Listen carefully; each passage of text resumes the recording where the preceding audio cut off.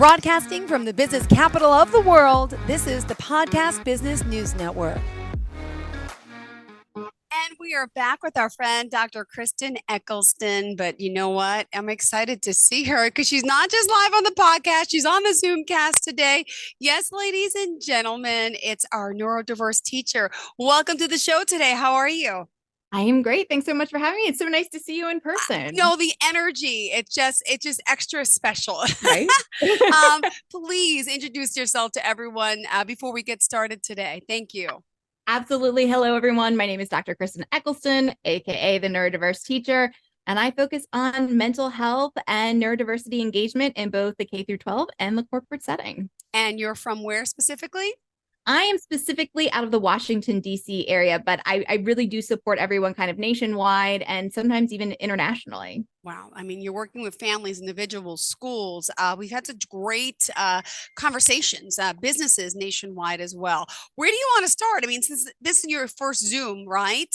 Technically, do you want to just establish a little bit about yourself and the company before we get into details? Yeah, sure. So a little bit about my background is I started off as a special education teacher. I was a special education teacher for a really long time. I loved being a special education teacher. Through my career, I ended up having a wonderful opportunity to create a program for students with mental health needs. And during that time, it really hit me that there was increasing trends. And this was before the pandemic. So I definitely saw a need to understand why youth mental health was kind of growing at the rate that it was. That's when I decided to go back, get my doctorate. I did my research specifically looking at mental health in the education setting. Then that's when the pandemic hit, and it kind of created this career change opportunity for me. I started becoming and doing education consulting, working with families one-on-one, essentially supporting and ensuring that their students were getting the services they need within the education setting, helping K through 12 schools and developing programs for students with mental health, and then also bringing my knowledge to the corporate setting and helping teams understand neurodiversity and its relation to mental health in the workplace with the hopes of trying to create a more valued and engaged workforce. Beautiful. And it's thenneurodiverseteacher.com. Is that your best form of contact? Yep, www.thenneurodiverseteacher.com. Perfect. So what did you have in mind for our conversation today, since there's so much to you and the work that you do and can do to help so many? Well, I thought a fun conversation today would be talking about neurodiversity in relation to pop culture. I don't know about you. I'm a big pop culture junkie. I love watching television shows and keeping up with trends. So I used to be an entertainment reporter. I had no choice. Of course, that was my whole life. Right. So, but I'm a little rusty. I got kids now. I don't watch as much. Isn't that crazy? That's how I realize I'm not as cool as I once was anymore, when I don't understand what the young kids are talking about. Yeah. Which makes me sad. But I feel like there's a lot in pop culture that you can use to either just understand things in general or have some of those, I hadn't thought about it, or realized that character or whatever was kind of demonstrating or teaching me something. And so I thought, looking at neurodiversity through the eyes of pop culture, we could use some characters that have been used, because one of the biggest things that we hear about in neurodiversity, again, neurodiversity is an all-encompassing term for things like autism, ADHD, dyslexia, sensory processing disorder. One of the things we hear a lot is this word spectrum. And I think a lot of times people assume that spectrum means, I'm a lot ADHD, I'm a little bit ADHD, I'm a lot of autism, a little bit of autism, but spectrum doesn't necessarily mean that. Spectrum is really just how that diagnosis impacts you, what that looks like. And two characters I kind of wanted to call out that we could talk about today was, I don't know how familiar you are with Dr. Sheldon Cooper from The Big Bang Theory, and then even the character that Dustin Hoffman played in Rain Man.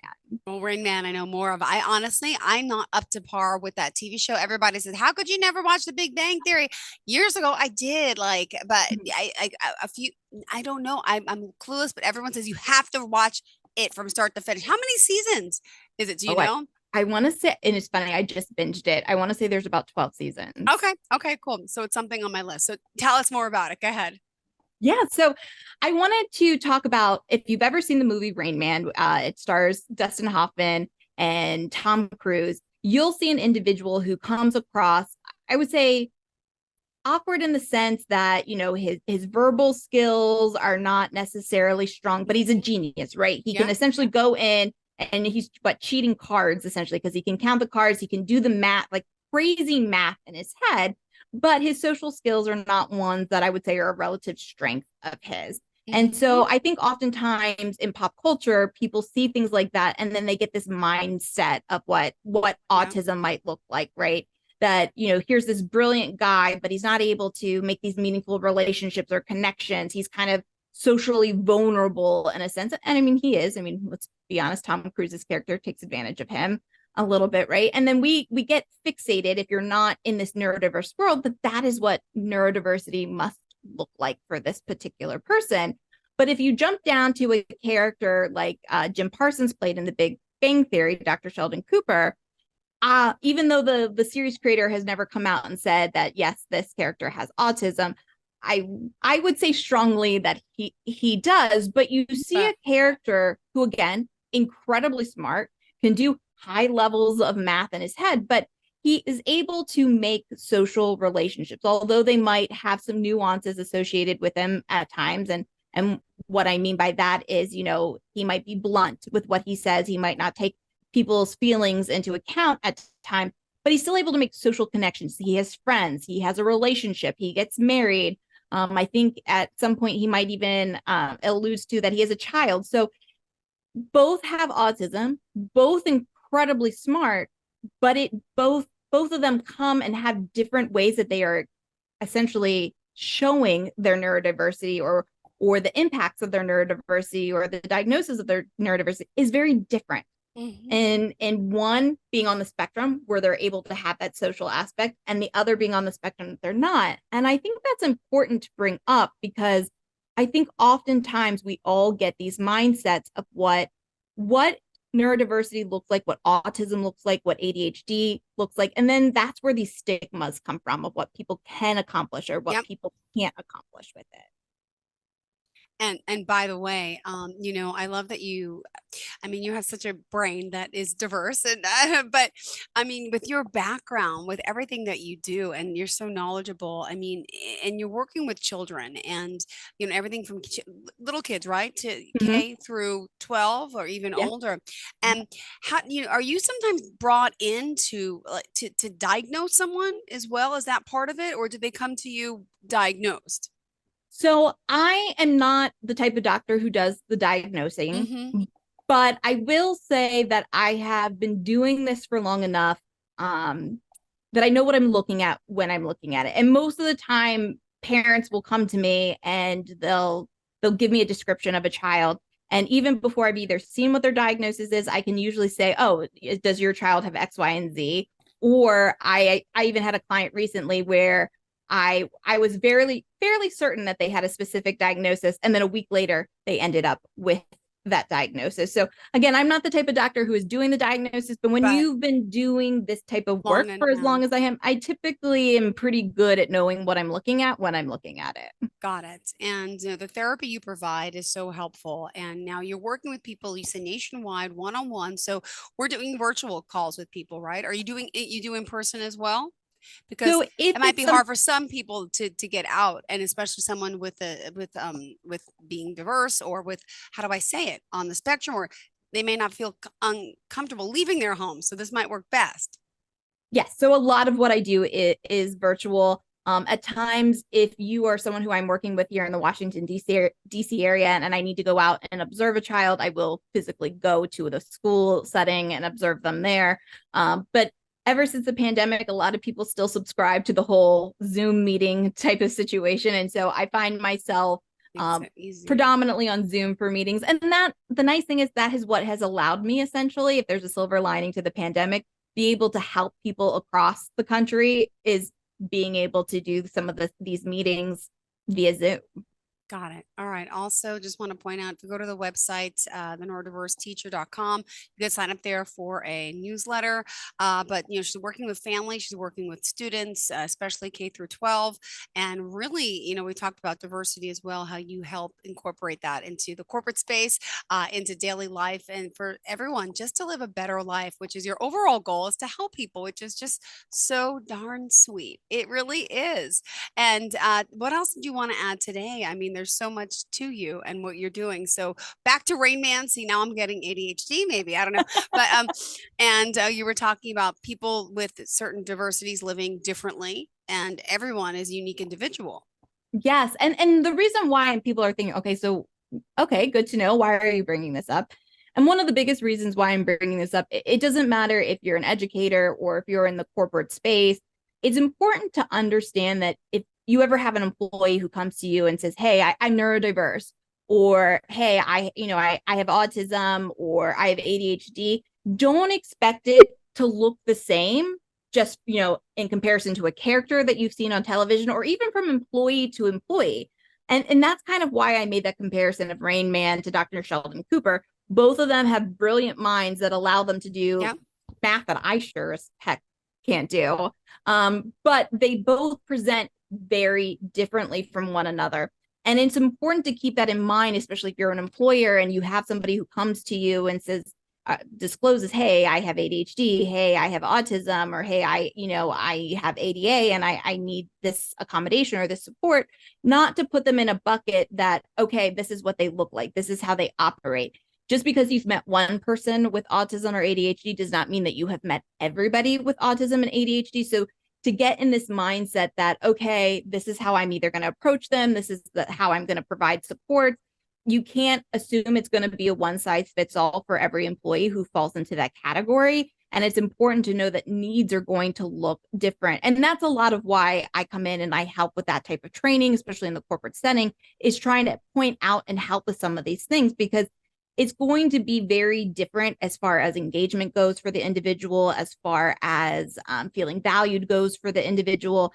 If you are either providing them the accommodations that they specifically need versus you're providing accommodations, but they're not the accommodations that that person specifically needs to be successful. So kind of understanding that there is differences, and spectrum doesn't necessarily mean I'm either a lot of or a little bit of this diagnosis. Spectrum really means that my diagnosis manifests or demonstrates itself differently from the next person who might have the same diagnosis as myself. Got it. All right. Thank you so much. What else? Dr. Eccleston, by the way, just want to remind everyone we're about halfway through how we can reach you, but we're not taking a break. We're on a Zoom. So just tell us and remind us how we can find you. Absolutely. So if people want to reach out to me, the easiest way is to go to my website, www.theneurodiverseteacher.com. From there, you can also find my links to things like Instagram and TikTok, which are at the.neurodiverse.teacher. Links to my podcast. I have a podcast that's called The Neurodiverse Teacher, where I usually bring on guests and we talk about their background. Usually it's guests who are neurodiverse themselves, and we talk about some of the things that they have been impacted by, or individuals who've been impacted by mental health needs, but how they've essentially overcome that and gone on to be successful in whatever it is that they are doing in their life. And I also have a podcast called The Two Neurodiverse Moms. It's a mom friend and I who is also ADHD, and we just go all over the place and we talk about anything and everything that you can think of, from world topics to, what crazy thing our ADHD kid did that week. So that's kind of a fun ride. And you can find all of that information again on my website at www.theneurodiverseteacher.com. Do you want to share any stories or any client experiences where you've worked with someone? I mean, I know you have plenty of them. Anything new in particular that you want to highlight or point out of someone you've been working with, worked on in the past, and how you saw their improvement achieve? That's got to be so rewarding. It is so rewarding. But, the first thing that came to my mind when you were asking me that was just actually more frustration that I've been dealing with in far as our systems go, not my clients. Okay. My clients are amazing.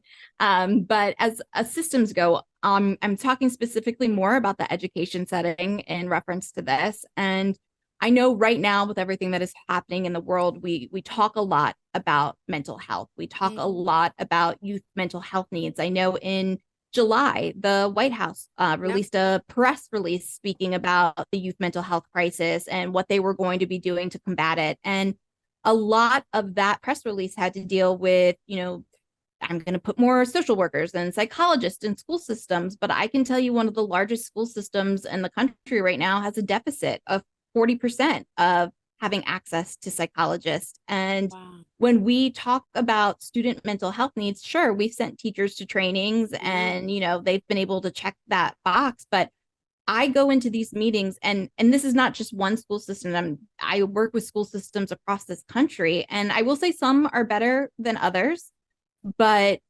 we are doing things at a surface level here. We're saying that we're mindful of students' mental health needs, but then when we get into processes and procedures, there's nothing that's expedited for these students. There's nothing that takes into account what their history has looked like or what they've gone through. And that's one of the saddest things for me as an education advocate is I think oftentimes we as a society know that there's a need. We hear that school systems are doing these different things, but I feel like a lot of that is kind of smoke and mirrors so that, we think things are being done, but we've not expedited procedures or processes. We have not created programs for the type of student who is emerging, especially post-pandemic and has significant mental health needs. There are so many young females right now.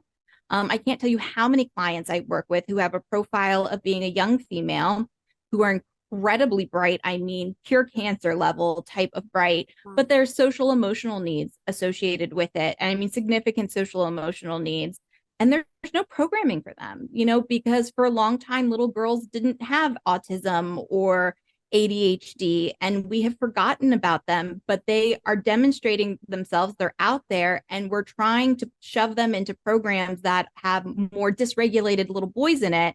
And we're not creating conducive learning environments for these little girls. We're not taking procedures and processes and modifying them to ensure that students with mental health needs are getting access to support and care and services at the rate that they need it because of issues with suicidal ideation or other significant mental health needs. And I say that to just bring awareness to people that if this is something that has impacted you either as a parent or that you're just invested in mental health, I want people to be aware that more needs to be done, that what is being said is being done is very much at a surface level right now. But when you get into these hard meetings with school systems, the supports and the timeliness is just not there. And these kids are left out in the wind. And it's very heartbreaking if I had to put it into words, and I don't think there are words to describe it, it's heartbreaking that there are not better procedures and processes for these students who are so significantly impacted by mental health needs.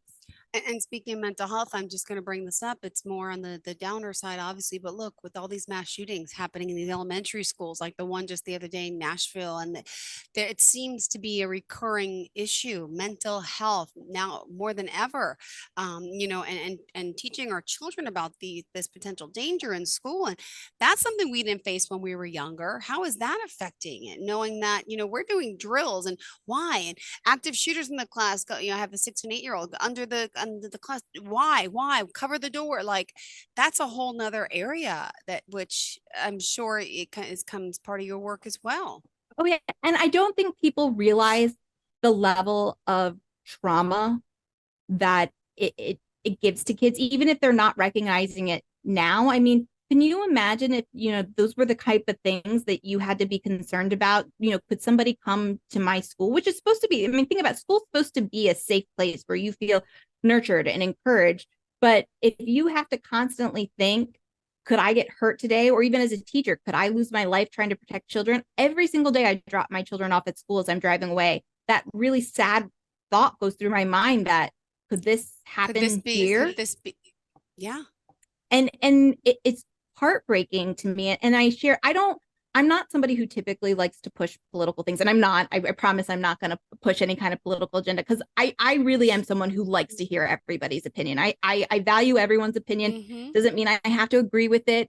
Doesn't mean that I understand it, but I do value, I think the brain scientist in me likes hearing your thought patterns of why you came to the conclusions that you did. If I agree or don't agree, that's kind of irrelevant. So I don't usually push my feelings because I want to be able to have people be open and share with me. But the one thing I will share that broke my heart is I shared with you in July, the White House did push out a press release talking about how they were going to address mental health, especially in the education setting. And given that was my background, I was very interested to read it. I was excited about the idea of it. And when I read through it, there were a lot of things that I felt had holes in it. Didn't mean that I didn't think that there was some great intention behind it, but things that I felt like had holes in it.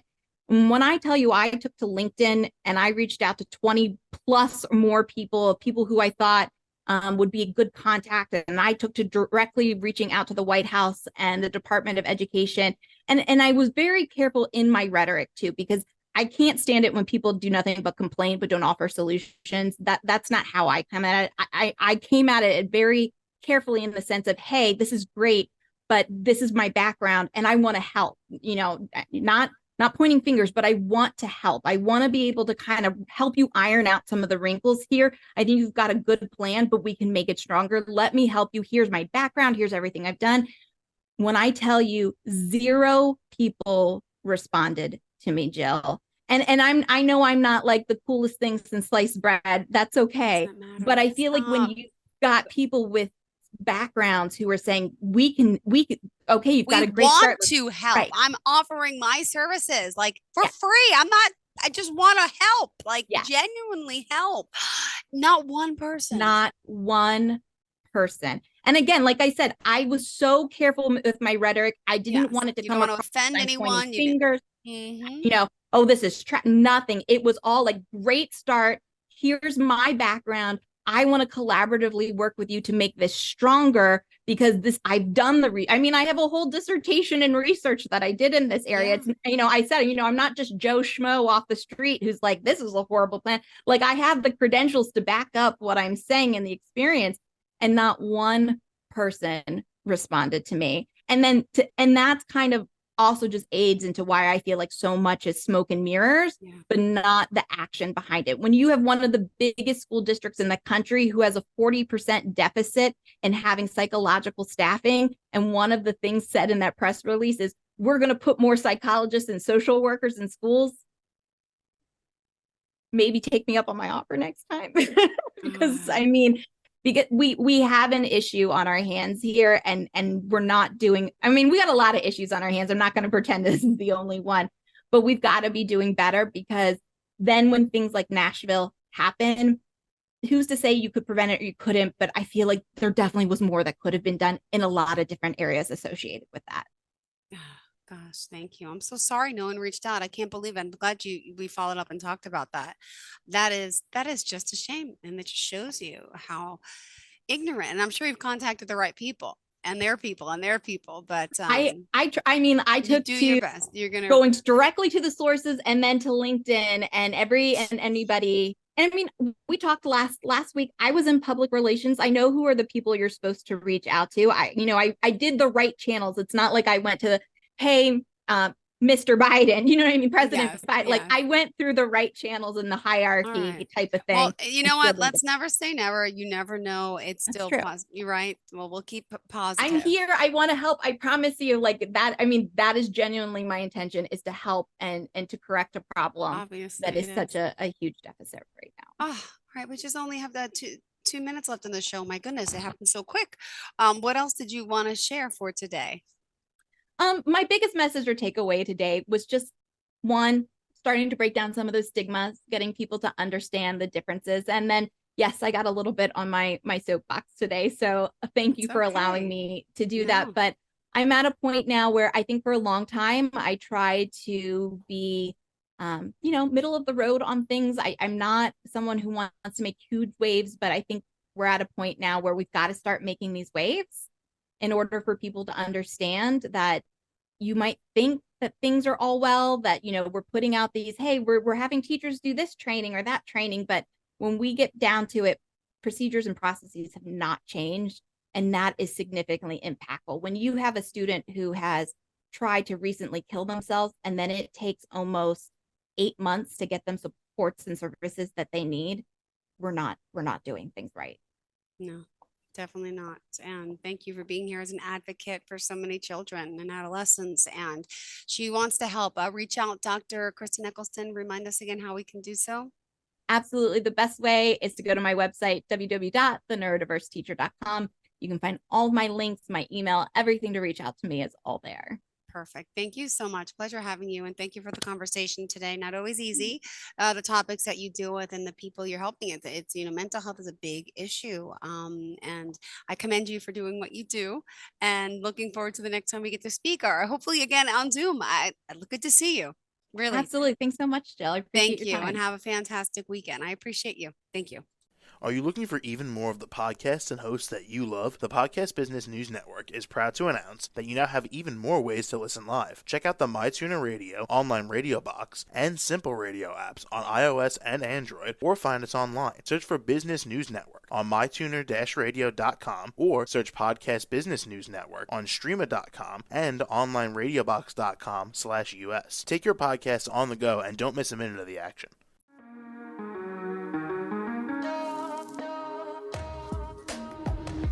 Broadcasting from the business capital of the world, this is the Podcast Business News Network.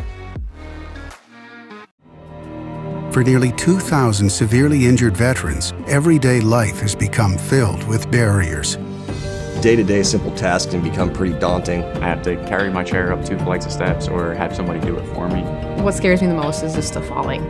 When I'm struggling with my house, I think, to have that one great barrier just knocked down, it's crucial. Home for Our Troops is a wonderful nonprofit that builds a mortgage-free, fully adaptive, handicap-accessible house. And there's no catch. It'll be our very first home that we've ever owned. This is a game changer. This is where your life begins again. We need you to join us in completing this important mission. Please visit hfotusa.org